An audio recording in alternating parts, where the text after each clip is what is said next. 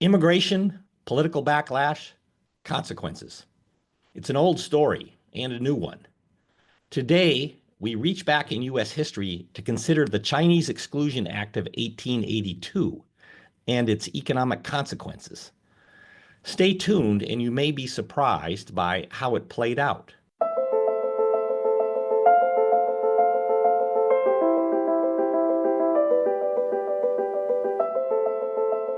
Welcome to Economics Applied. I'm Stephen Davis, Senior Fellow at the Hoover Institution.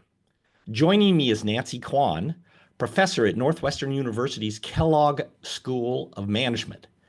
Nancy is an empirical economist with interests in development, political economy, and economic history. She founded the independent China Econ Lab, which supports research on the Chinese economy. She also co-directs the Global Poverty Research Lab at Northwestern University and serves on the editorial boards of several scholarly journals in economics. Born in Shanghai, Nancy earned a BA at the University of Texas, Austin, and a PhD in economics at MIT. She's an American citizen and an optimist about the outlook for the United States. Welcome, Nancy. Thanks, Stephen. Thanks for having me. It's our pleasure. So I, I want to set the stage for our discussion and provide some of the context, maybe more so than I might normally do. So, and you can fill this out or correct me if I get some things wrong. Um, but here's how I understand the context. There were many, many Chinese persons who migrated to the Western United States after 1840 to work in mining, railway construction, manufacturing, and personal services. So many that by 1880, they made up 18% of the workforce in the Western United States. So nearly 1 in 5 workers were Chinese. And they came from a very different cultural and linguistic background, obviously, than most of the Americans that they intermingled with. So these developments led to strong social and political backlash among whites, and rooted partly in concerns about jobs and wages. Congress responded with the Chinese Exclusion Act of 1882, which banned further immigration by Chinese persons and shut the door to naturalization for Chinese who are already living in the United States. And these restrictions largely remained in place until 1965, as I understand it. I want to focus our conversation on two main questions. First, how did the Chinese Exclusion Act affect economic development in the Western United States? And second, how did it affect white workers in particular? Because that was much the political motivation behind the act. So, well, so let me just turn it over to you now, Nancy, and ask you first, do you want to fill out this contextual picture a bit more fully to understand what led to the Exclusion Act and what the setting was in which it played out? Sure, I'll try to keep this brief because, the economic historian part of me just finds everything historical very interesting. Um, so, I think what's really important to understand how everything played out is to keep in mind the level of development of the West in the 1880s. So this was a time when the Eastern US was already, fully engaged with the Industrial Revolution, when waves and waves of immigrants were coming to the US via Ellis Island from Europe. Now, once it gets to Ellis Island, it takes a little while, right? This is New York, and the Western frontier was expanding slowly into the Midwest. So the city where I live now, where you used to live, Steve, in Chicago, was considered, a city on the frontier. Right. And as we all know, Chicago is far from California and the West Coast. So in the West, there weren't as many European immigrants coming because it was far away. And the Chinese who came across the Pacific Ocean were one of the main immigrant groups who were coming to the US and working. So they were coming from the Pacific through San Francisco, and they were working, they first came for the gold rush, and then the gold ran out. This was around the 1850s. And then they came to help to build the Transcontinental Railroad, which was completed in 1869. There were a bit in between 100 and 200,000 Chinese in the Western US at this time. And if you think of where they were living all across the West, spread out, often in little towns, in the middle of nowhere, where they used to work on the railroads, but the railroads are now done. And an important thing to keep in mind is that in between where the Chinese and the Western frontier, where the Chinese were living and working, and where the Western frontier was, as it was being pushed from the east, was just thousands of miles of space. It's interesting that obviously, if there were 200,000 Chinese at the time and they were a fifth of the population, it was a pretty sparsely populated part of the country at that time. It's interesting that nonetheless, there was still a tremendous political backlash. Yeah, I mean, in hindsight, it seems silly, right? Like, the West was pretty sparsely populated compared to the East, and very sparsely populated compared to today.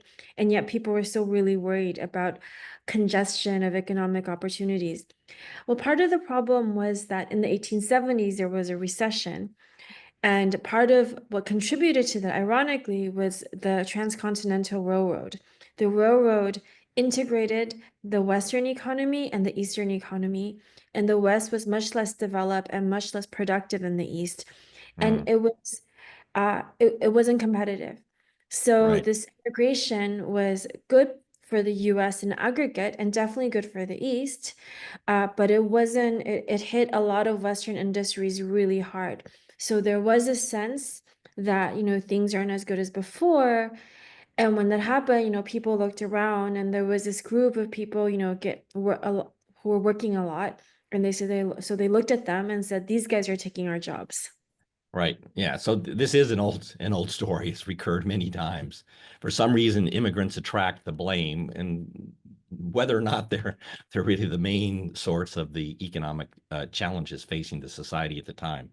So before we get into the empirical evidence and how you went about trying to assess the economic consequences of the Exclusion Act, just give me a sense of what does basic economic reasoning say about what the consequences would be if there's suddenly this big clampdown and really clawback to some extent of Chinese immigrants. What does economic reasoning say about how that should affect economic development in the West? That might be fairly obvious to people.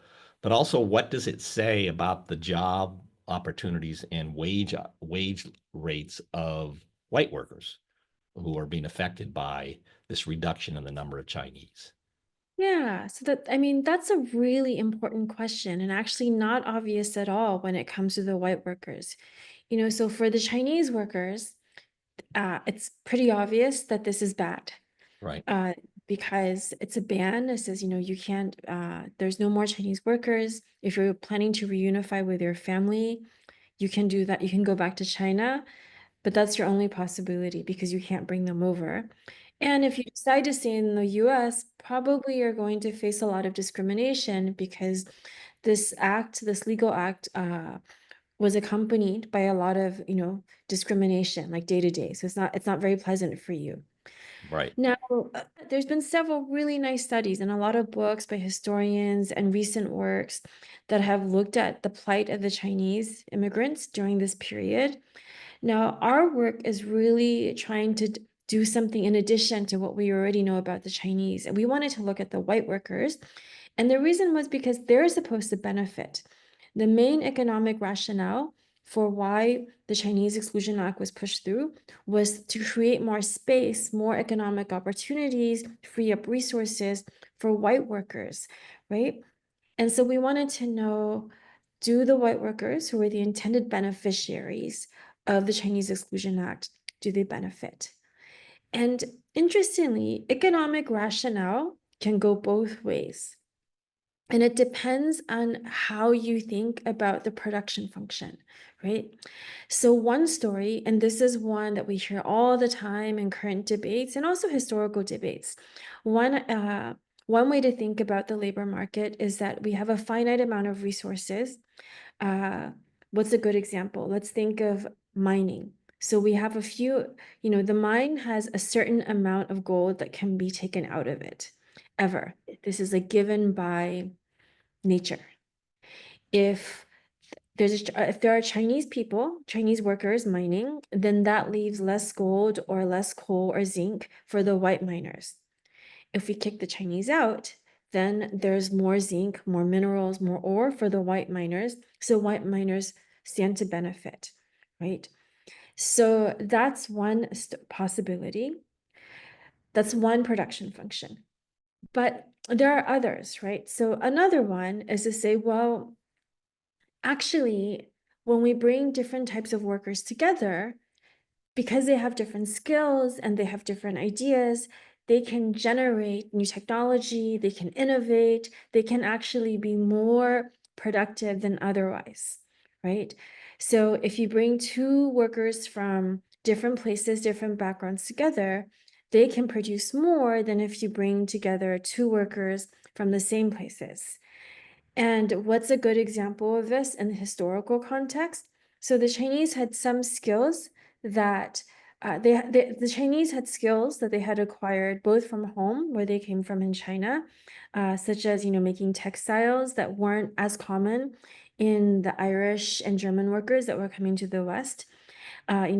Textiles, rolling cigars, because the Chinese were coming from almost all the Chinese immigrants to the U.S.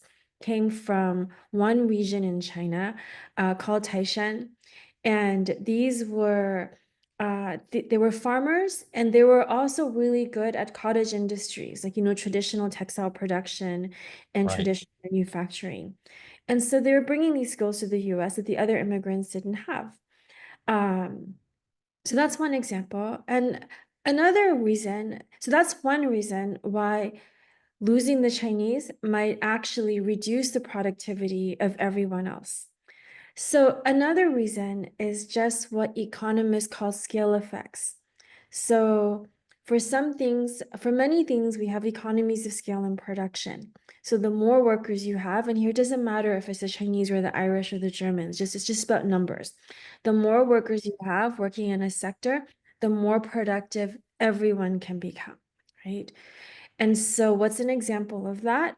Manufacturing is an example of that. Anything where there's a fixed cost to build a factory, to where you have to have some sort of infrastructure, usually have economies of scales. So that's the second. Or to learn certain skills that take a while, that you can support more specialization in manufacturing activities with a larger workforce and so on. That's right. So especially, and this was a period when the West was just starting to industrialize, right? So you can imagine how there could be these type of scale effects and complementarities in the production function. So it could go either way. And normally what we hear about when in the policy debate of immigration, both historically and today, is we hear the first story, which is very simplistic. Finite number of jobs, finite number of resources, get rid of some people, better off. Everyone who's remaining is better off. And economists more and more are finding evidence for the second story and the second and third stories. And so going into this, we weren't really sure which one would be the relevant one for our context. So we were pretty open-minded. And in all honesty, we thought we were going to find positive effects for the white workers, at least in the short run, right? Because the short run and the long run can also be different. Right. So we thought that when the Chinese workers left in 1882, 1885, by 1890, we should see that the white workers in the places that had lost the Chinese workers were doing better off, that they had the jobs that the Chinese used to have. And that's just not what we found. Yeah. So, one more piece of context that I think might be important for people to understand about why it became so unattractive for Chinese workers to remain in the United States after 1882 is there had already been very strong restrictions on women from China entering the United States. So basically, you've got a bunch of working age men, and they're told, look, you can go back to China if you want, but you can't come back. You can't bring your family here. You're not very likely to find a Chinese woman here. The American women are probably not likely mates for you. So you got a bunch of lonely, hardworking Chinese guys, and they're thinking, well, I'll never be able to bring my family here. Do I really want to stick around? So It's not just that further immigration was cut off. That was part of the act's effect and intention, but also the Chinese who were left here, probably many of them said, you know what, this is just not the place where I'm going to build my life. So many of them left, as I understand it.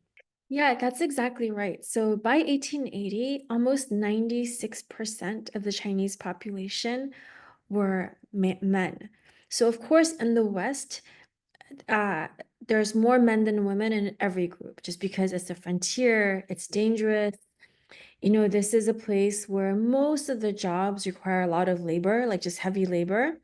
So this is a place where there were just more men. But when we say more men, it's usually like 60, 70%, 96% is extraordinary. Right. This was a direct consequence of what you just pointed out, which is in 1875, the US government passed the Page Act, which nominally the Page Act was meant to prevent people of immoral character from entering the US. But in practice, the way it was implemented, it was almost exclusively, it was used to target Chinese women. So the prevailing view was, excuse me, that was accepted by immigration officials, the general public, was that Chinese women were immoral, mostly prostitutes. Mhm. And so they can't be let in. And, as a woman who was born in China, I take personal offense to that. Yeah, But I think we can understand that.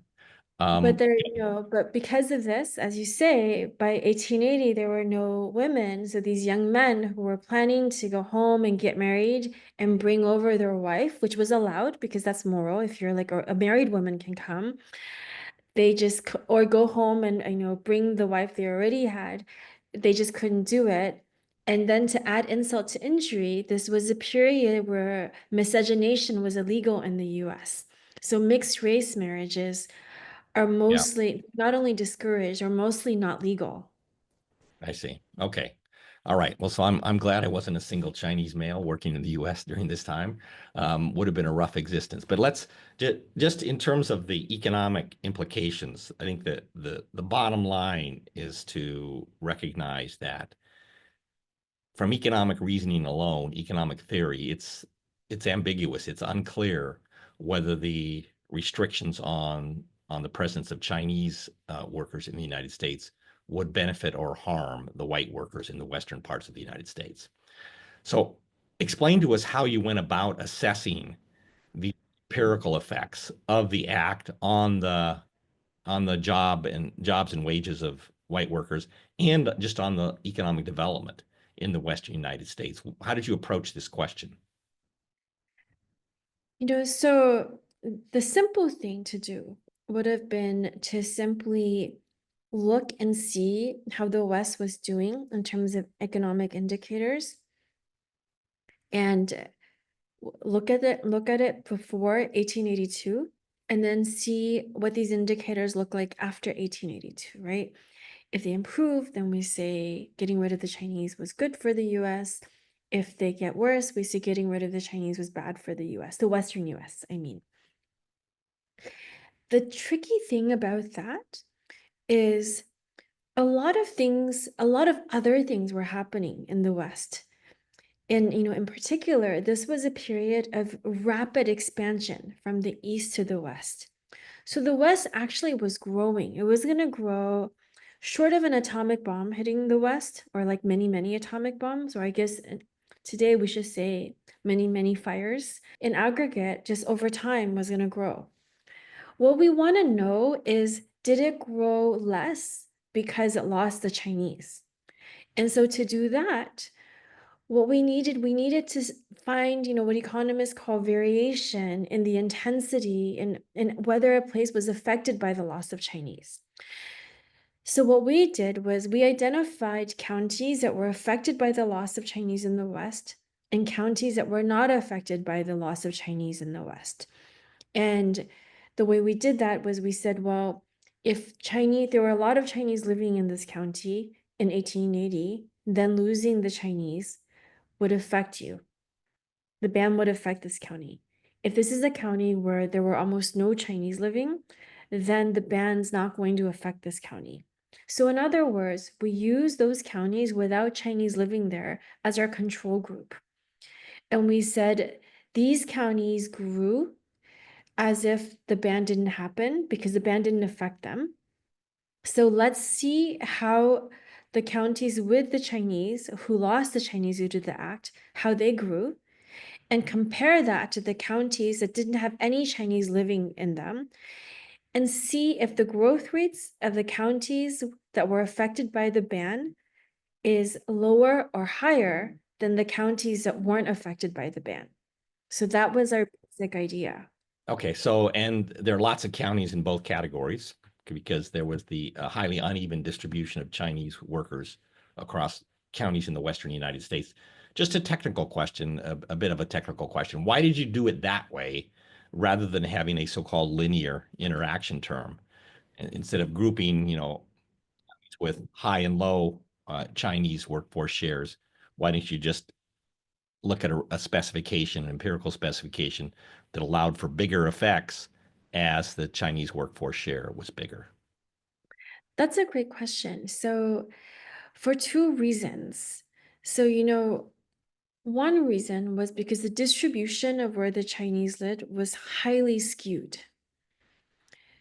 That was one reason. So, if you look at the distribution, it's like asking you to cut the sample into halves. Okay, no, that's fine. So then there wouldn't be any potential added value to this linear specification if the data just naturally sort themselves into two clumps. One clump, Yeah, high Chinese workforce shares, another clump, very low Chinese workforce shares. And you're saying that's how the data look. exactly. It was just a practical reason. And the second reason, which is also practically motivated, is that we were very concerned that Chinese share would be measured very inaccurately in counties with very few Chinese. And the reason is because in the historical US censuses, your race and ethnicity was assigned by the enumerator. The census enumerator would fill out all the information, not you. Partly because, people were not literate, they were less educated. And we were so in a place where there's a lot of Chinese living, the enumerator, it's kind of obvious to the enumerator that I'm Chinese, he's Chinese. But in a place that's more sparsely populated, or there's one or two Chinese like mixed in with a large Caucasian population, and we were, especially if this Chinese assimilated, adapted their dress, was wearing Western dress, we were concerned that the enumerators would make mistakes. So that was the other reason we did it. But we actually show in the paper, so we did these things to be practical and to be careful, but we actually show in the paper that the results are very similar if we just use a linear measure. Okay, great. And so what did you find then on the economic development side? So these counties that were more heavily affected because they had more Chinese workers as a share of the workforce before the Exclusion Act, how did they perform in terms of economic development compared to the other counties with few Chinese? So, not surprisingly, we found that they lost more Chinese workers. That's not surprising because they have more Chinese workers to lose. The thing that was more surprising to us is what happened to the white workers. So they also lost white workers relative to the other counties. And by loss, I mean everyone is growing during this period. What I mean is that as white workers were moving from east to west, the counties that lost the Chinese got less inflow than the counties that weren't affected by the ban, right? That's what I mean. So that seems highly consistent with the story that the Chinese workers had certain skills that were complementary to those of the white workers. And if you took those Chinese workers and their skills away, the white workers didn't want to go to those places as much as they had before. Exactly. And when we look at what the data actually tells us what the Chinese workers were doing, right? They were working in services, they were working in hospitality. which in the historical context in the West, in these little towns in the West, hospitality means that you run or own a bar, you run or own a hotel, and a hotel slash bar. These are pretty crude operations. That this is where people sleep, this is where people eat, this is where people get their laundry washed. And so you can imagine if the Chinese, if a few dozen Chinese guys were running this and they leave and the hotel shuts down or the bar shuts down, then that's bad for everyone. Right, right. Okay, so we've all seen enough Westerns that I think we have the picture in mind, and maybe those Westerns should show more Chinese workers. Some of them do, but I don't think 18% or in this case maybe 40 or 50% of the bar owners, hotel, laundry services, yes, they're always shown as Chinese, but they're probably underrepresented in some of these other relevant occupations. Okay, so that's the bottom line. But flesh out a little bit more about what happened to so you told us where the workers went and the white workers, but what happened to their wages? Can you say anything about that?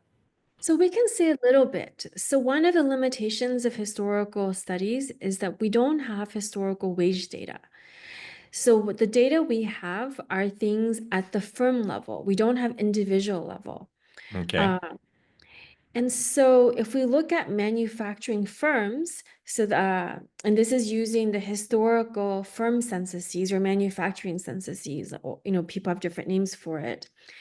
And this tells us aggregate output in dollar terms for a county, or the total number of workers that are employed or the total wage bill.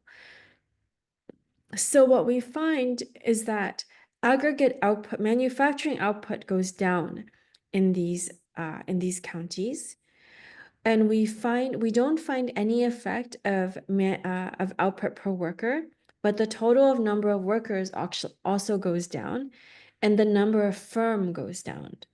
So what we see is that in the counties that are affected, establishments simply shut down. Okay. So, but do you have any way to zoom into it could be the annual earnings or output per well some way to zoom into white workers on some notion of what they made per month or per year, or even what their employment rate was, or what kinds of activities. I mean, you can even these older sources do say something about what kind of job they have. That's right. So we can look at employment by sector, and we can also look at occupational income scores, and we can look at occupations. So let me talk about what we find for each of those. So when we look at the employment by sector, and what's an example of a sector? It would be like services, hospitality, entertainment, manufacturing. We find that employment or labor supply goes down for white workers in every single sector, with the exception of the public sector. And this is what's public employment in the West during this period. It would be a post office. I imagine there were also public sector officials in land management. The federal government owns so much of the land. Not so many during this period. During the later periods, not so much in the late 1890s and early Okay. 1900s. And this makes sense to us because, whether there's a federal post office, this is decided in DC, more or less, and it's going to be less responsive to local economic activity. The one sector that where white workers benefit is mining. So, we started off with the story of mining. That actually plays out. So in mining, white workers are more like the white labor supply increases when the Chinese leaves. And Okay. this makes all sorts of sense because mining is probably the sector where the resources are most fixed, right? It's Hmm. just given by nature. Um, but in all other sectors, white labor supply, white employment goes down. And here, just to be clear, you said this earlier, but it's an important point. When you say go down, you mean it grew less Less. less rapidly than That's right. other than employment in other county sectors In the control counties, and the that's right. control counties. Um, So it's whenever the we say go down, overall period of there's tremendous growth as exactly. the Western United States is developing. So the basic Yes. story is you got slower economic development in the Yes. affected counties than it appears you would have otherwise because of the Chinese Exclusion Act. There doesn't seem to have been any particular benefit to white workers except those in mining. That's what I'm hearing you say is your bottom line results. Have I got that right? That's right. So this was a period of tremendous growth, and it would have grown, the West would have grown even more had they not banned the Chinese. And in particular, white workers would have done even better in terms of employment and income, which I'll talk about next, Okay. had they not banned the Chinese. That's the bottom line. Okay. Okay. So tell us about income. Okay, so I already said in the historical data, we don't have wage data and we don't actually have income data. So how do we measure income? So what economic historians did, very clever people did this a while back, is they constructed what's called an occupational income score. So they take the 1950 census, in which there's data on wages and occupations, and they rank the occupations according to the median income in each occupational category. Then they look at what occupation you're in the earlier censuses, and they assign you a rank based on the 1950 rank. So this is the occupational income score. So this is the standard measure for income in US economic history studies. And so we can look at the occupational income score of white workers, and we find that when the Chinese leave, it goes down. Again, meaning that it didn't grow as much as it would have otherwise, right? So if before you had a high income occupation, you now have a lower income occupation when the Chinese leave. But that's interesting. There's a there's a large leap here. You're relying heavily on the 1950 occupational income rankings and imputing that to what happened to the That's right. occupational income ranking in the 1880s. But also, if the exit of the Chinese opened up an especially large number of job opportunities for whites in lower income occupations, that would also lead you to the results you described. So it might have been that some of the whites who migrated from the eastern part of the United States to the western part of the United States to work in mining or elsewhere would not have done so but for the Chinese Exclusion Act. So you can read this result two ways, but at least do you agree with that? If this was the only result, yes. So you have to look at it in combination with our labor supply result, which is that there are actually fewer white workers in every sector, and we can also do it by occupation ranking. Right. There's just Fewer fewer relative white to the workers. controls. That's right. Right, right. Okay, so no, but the overall picture here, I think that is coming through is this was not in no way, shape, or form, some kind of economic panacea for white workers. There may have been some workers, especially those who were very much attracted to mining, who benefited economically from the Chinese Exclusion Act, but that's not the norm. Basically, the evidence is pretty clear this slowed economic development in the Western United States, and it looks like it also, on net, reduced employment and job opportunities for white workers. Is that a fair overall reading of your evidence? So that's exactly right. So when we look at the data, we just find that when the Chinese leave, with the exception of white miners, no one, we just don't see anyone gaining in the data. Right. Okay. So that's if we kind of roll forward to the present day, I think that's an important. Now, obviously, there's a zillion and one differences between the Western United States in the 1880s and the United States in the 2020s. But I'm bringing it to the present day now. So leaping forward, I guess, more than 100 years. We are on the cusp of what might be the deportation of a few million um, unlawful American immigrants in the United States. And the motivation, there's multiple motivations for that, but in part the motivation that you often hear is that um, they are harming the job opportunities or for U.S. born workers. That's not, again, I don't want to say that's the only motivation, but that's one. That's one. And this evidence from the Chinese Exclusion Action, maybe at a minimum give us some pause. That might not be actually how it plays out. And if we do deport 5 million workers from the United States, that is likely to slow the economic development of some parts of the United States. At least that's the inference I'm drawing from this. I don't know if you want to go that far. Um, I'll let you react to that. I'm always cautious when we, academic economists, we're always very cautious when we extrapolate from our results to policy. But I think there are some important generalizable insights here, which is, it's true that the historical context is very different from today in many different ways.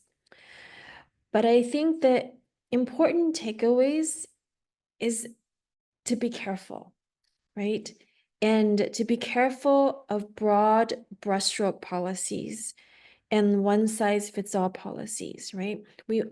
I think what we would like is to be nimble. And when I say what we would like, I mean, assuming that the objective is to maximize the economic well-being of American citizens, right? That's what I'm assuming that that's the policy objective of the US government. If that's the policy objective, we want a nimble policy. And what do I mean by nimble? When we think about reducing labor market competition for for American citizens, we want to first think about, are we removing the right people? Right? Like, are these people actually competing for jobs, or are they doing something that Americans wouldn't do uh, otherwise, or would only do at a price that's so high that American consumers don't want to pay, which means that those jobs will disappear. Those services will disappear, the goods will disappear, the jobs will disappear. If that's the case, and we don't want to get rid of the immigrants, it won't make Americans better off. If that is the case, then maybe reducing the number of workers will make Americans better off. And I think we need to also think beyond aggregate numbers at specific contexts. So, the Chinese immigrants on some level were simple because they were just Chinese. The immigrants we're talking about banning today come from many different backgrounds and many different situations, and they vary a lot in immigration patterns, right? Right. And so we want to think through things like their communities and how are they immigrating? Is it the case that if we deport a few people, I mean, what are the unintended consequences? Like for the Chinese, we wanted to ban the flow, but in the end, because it meant that they couldn't get married, the stock went down. Even now, it's not clear to anyone who studied the Chinese Exclusion Act that the people who wrote that many proponents of the act wanted the number of Chinese workers to go down by as much as it did. Mhm. Maybe some did, maybe some just wanted to get rid of them all, but it's not clear at all that this was a prevailing preference for the people who supported the act. And so the same thing here, when we remove some individuals, we want to think about, are these individuals central to a community? Will they cause other individuals to leave, like people who we don't want to leave? Are they central to a production function? Is this, a community of people who work together in teams, like construction crews, such that we get rid of a few, then they all leave, or we get rid of a few and everyone becomes less productive? I mean, we want to think through the details and the context of the immigrants, like group by group. Yes, and I think that's well said.